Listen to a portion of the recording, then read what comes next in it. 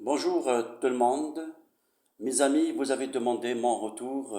Oui, Farid, Jamel, Hamid, merci c'est-à-dire d'avoir pensé à moi. Voilà, je suis de retour. Très bien. Aujourd'hui, nous allons parler d'un philosophe, d'un écrivain des siècles de lumière. C'est qui celui-ci? C'est Denis Diderot.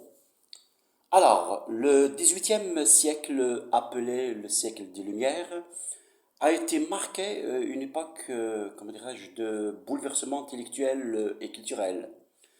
Parmi les figures marquantes de ce mouvement, Denis Diderot s'est distingué par son rôle central dans la diffusion des savoirs et des édits nouvelles. Philosophe, écrivain, critique d'art et surtout directeur de l'encyclopédie. Il a incarné la volonté des Lumières d'émanciper l'homme par la raison et la connaissance. Son parcours, ses écrits variés et ses engagements en ont fait l'une des personnalités les plus fascinantes de son temps.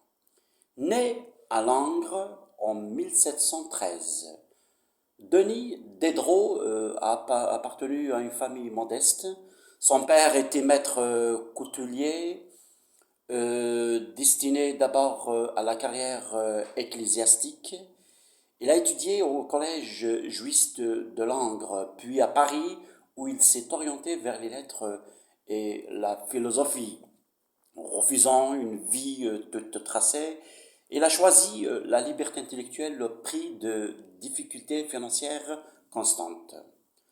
Son esprit curieux l'a amené à fréquenter les milieux savants et littéraires de Paris, où il a développé une pensée critique, matérialiste et profondément attachée à l'expérience humaine. Sa carrière a été marquée par un combat permanent contre la censure et pour la liberté, comment dirais-je, la libre circulation au niveau des idées, voilà. Qu'est-ce que j'ajoute? L'entreprise majeure de Diderot a sans doute été l'encyclopédie ou dictionnaire raisonné des sciences, des arts et des métiers. Bien évidemment, réalisé en collaboration avec d'Alembert, publié entre 1751 et 1772. Cette vaste œuvre, ressemblant plus de 70 000 articles, a visé à rassembler les connaissances éparses sur la surface de la Terre et les mettre à la portée de tous. Diderot y a contribué non seulement par ses articles, mais aussi par sa direction opiniâtre malgré les obstacles. La censure royale, l'opposition de l'Église, les pressions politiques, etc. L'encyclopédie n'a pas été qu'un répertoire de savoir.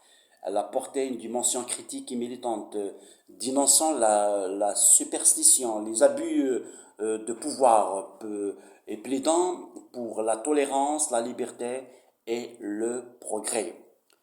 Au-delà de l'encyclopédie, Diderot a laissé une œuvre variée marquée par une grande modernité.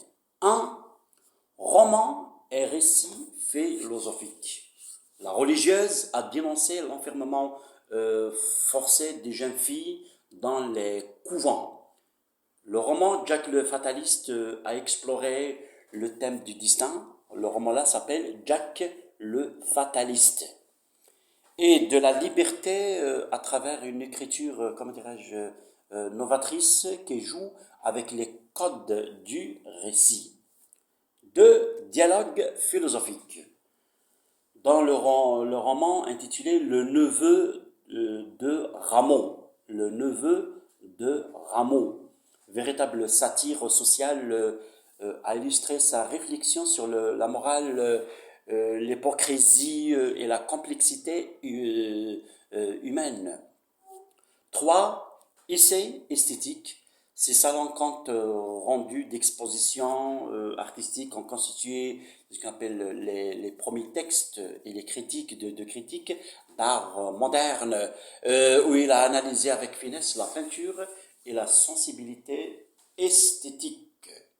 À travers ses écrits, Diderot, bien sûr, a fait entendre une voix singulière, conscient entre ironie, profondeur philosophique et audace intellectuelle. Diderot est mort en 1784, quelques années avant la Révolution française. Pourtant, ses idées ont déjà dénoncé les bouleversements à venir. Sa défense de la liberté de penser, son matérialisme philosophique, son plaidoyer pour l'éducation et la diffusion des savoirs ont fait de lui l'un des artisans de la modernité intellectuelle. Son influence a dépassé son siècle. Ses œuvres continuent d'être étudiées non seulement comme témoignage des Lumières, mais aussi comme des textes littéraires, comme dirais-je, d'une étonnante actualité. Voilà. Pour finir, je peux dire que Diderot apparaît ainsi comme un esprit universel, à la fois philosophique, écrivain, critique et directeur d'une œuvre colossale, l'encyclopédie. Son parcours, comment dirais-je, a incarné l'idéal des Lumières, lutter contre l'ignorance, promouvoir la raison et croire au pouvoir libéral du savoir. Par ses écrits, il nous invite d'ailleurs encore aujourd'hui à cultiver l'esprit critique et interroger le monde avec curiosité et liberté. Alors, si vous voulez découvrir la richesse de sa pensée, plongez dans ses œuvres. Eh oui, plongez dans ses œuvres. Vous y trouverez une voie toujours vivante, plein d'esprit critique et de liberté. Au revoir. Vous êtes formidable, comme toujours.